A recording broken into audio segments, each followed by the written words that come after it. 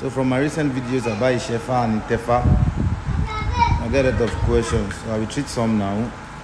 Someone said ever since he had the only Isefa, like the first hand of Ifa, as in Ikin, like when he went to go and meet the person that did the Ikin for him, they have done a lot of sacrifice, did a lot of divination and things. It wasn't working perfectly for him. So he proposed he should try and do his checking. After his checking, then everything is awkward. After the checking, things are not going smoothly. My number one answer to that question is, I'm not saying the person is not potent. The person that do the checking for you is not certified or not, because I'm not there and I don't know the person.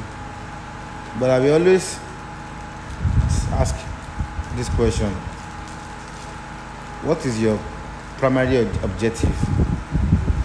As in primary aim, when you go and meet when you go and meet the Isefa or Babalawo. I will answer the question too. Like, your primary aim is, I want to make money, I want to be financially stable, I don't want stress, right? Divination, after the divination, like after the Ifa did that before the checking, which Ifa did that will prompt you to go and do the checking. If Babalawo can just go checking, like, you have to make consultation that will lead to that conversation. Yes, I will always tell you. You can walk up to the Babalawo, I want to check you, but that Babalawo will still do divination as a certified Babalawo, like not doing things on his own will. After the Ifa divination, then later prompt to Isefa, then to Itefa.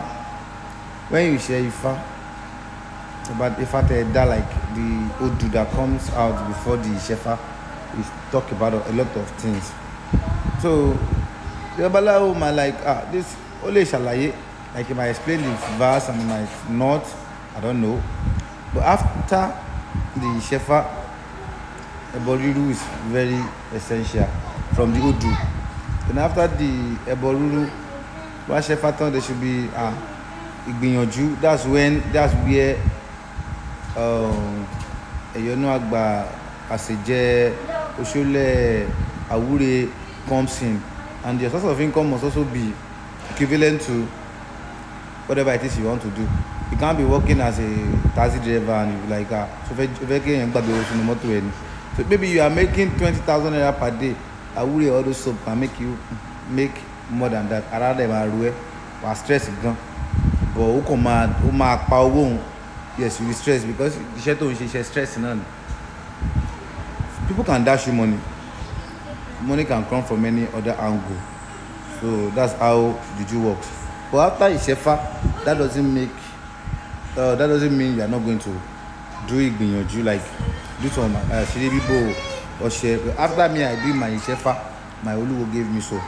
Yeah, Babalawo, Adeyemi, Lowe, or share that same day. Then after then, come back later, Maji Asijay. Not like that Ifa doesn't work, but because he knows my intention, like, I'm very low on you. But he told me, look at it, you need the Ifa, Wahari, in the Ifa, everything Wahari. Ṣùgbọ́n sùúrù àti acceptability pé so pé it will definitely work, but it is not miracle. You have to work, you have to hustle. Not like go ṣe fatan, ó máa sọ fún pé Ifá tó ṣe yìí o, bóyá orí ẹni kó máa bọ̀ o, bóyá ẹgbẹ́ àgbàlagbà ni kó máa ṣe dáadáa, ṣe ń stand, bóyá ìwà ẹni kó lọ túṣe.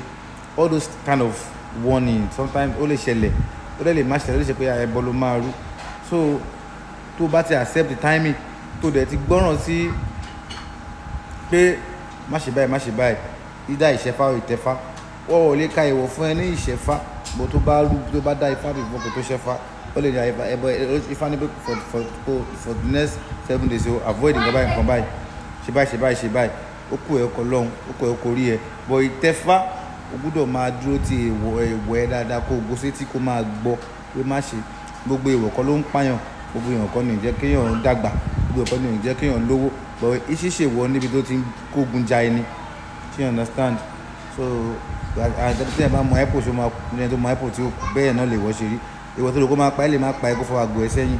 So when you do Isefa and after the Isefa and you do the Itefa and after the Itefa the bottom line still evolve back to you have to work. Ifa is not ritual, you have to do everything. Owó ọṣẹ wíwẹ̀ á ṣiṣẹ́ fún ẹ, wá ti mọ ẹ tó máa ṣiṣẹ́ fún ẹ, àmọ́ olú àṣìjẹ tó máa ṣiṣẹ́ fún ẹ, àmọ́ everything, àmọ́ nǹkan tó ní fi sínú àṣìjẹ tó ń jẹ, àmọ́ àwọn nǹkan yẹn everything bó ṣe rí nìyẹn. Bò ó ní láti ní iṣẹ́ lọ́wọ́, o lè máa ṣe iṣẹ́ tó ń ṣe bí iṣẹ́ 10 naira ló ń ṣe, àṣírí lè bò kó jù bẹ́ẹ̀ lọ. Wàá máa ṣiṣẹ́, á máa rọ̀ ẹ́ lọ́rùn, òkìkí á máa tàn, kọ́sọ́mà á máa fẹ̀ sí, kò sí oògùn owó ń bẹ̀. But ọ̀nà ọ̀la Google map kò síbi tí ire wà ní. You understand? Kọ́kọ́rọ́ tó ń ṣe ajé, tó ń ṣe ọlá, tó ń ṣe ọlà, orí ẹni ni. So orí ẹni, ifá ẹni, òkè pọ̀nrí ẹni, ikin ẹni, kọ́kọ́rọ́ òun ni. Bí a pé o fẹ́ kọ́lé, o dáfá sí ilé ìwà akọ, ìbá ẹni fẹ́ ra mọ́tò, Ifá níyà má ra. Ifá lè sọ pé mọ́tò yóò má ra wà lóko nílẹ̀ ra tuntun. Ifá tó ní kó má ra orí ẹni ló ní kó má ra yẹn, orí òun máa pèsè tuntun fún ẹ. But timing is very important. Ìwọ tó máa dáa fún ní 2 o'clock kò lè dáa fún ẹ ní 1:59. Ìwọ tó dẹ̀ máa dáa fún ní 1:59 kò lè dáa fún ẹ ní 1:58 minutes 42 seconds. No, time is all máa dáa fún ẹ. You understand? So if you understand spirituality very well, you will know people that are doing Ifa, àwọn tó ń tẹ Ifá tó là, politician big wọn ní Ifá, but o lè rí wọn di pé wọ́n ṣe Ifá, o lè rí lójú ọkọ̀ wọ́n ṣe Ifá, and they have this Ifá, they have the money, they are wealthy, and the Ifá is working for them. So ẹ tẹ̀wọ́ sólúwo, olúwo how Ifá works. The way you take care of your head is the way your head will take care of you. The way you take care of your ikin is how your ikin will take care of you. Ìwọ tó kùn dábẹ̀dẹ̀ ibi tó ní pé tó máa tó ẹlẹ́dàá ẹ̀ ṣe torí ẹ̀kún bí àwọn kan tá à ń wò ń sìn ọwọ́ wọn ló wà. You understand? O gbọ́dọ̀ máa tó ẹlẹ́dàá ẹ̀ ṣe, ọ̀rẹ́ ni ẹlẹ́dàá ẹ̀ dẹ́ni pé kó máa ṣe, kó máa túnṣe òwá tó ṣe tán wà ní kẹ́kàn. No, tó bá ṣe ń tọ́jú Ifá ẹ̀ náà ni Ifá ẹ̀ ṣe tọ́jú ẹ̀ sí. So nothing like ikin ẹ̀ kọ́ tó ọ̀bà ṣẹ́kì fún ẹ dáadáa ó wà, mi ní láti rojọ́ lọ́bẹ̀ yẹn nígbà pé wọ́n bó ṣe ń ṣe Elédùmarè ló máa ń ṣèdájọ́ afẹ́yín pẹ́ran. Tó bá tẹ́fá fún ẹ dáadáa all the best, but try and know and do background checking about the babalawo yanifa you are putting your spiritual life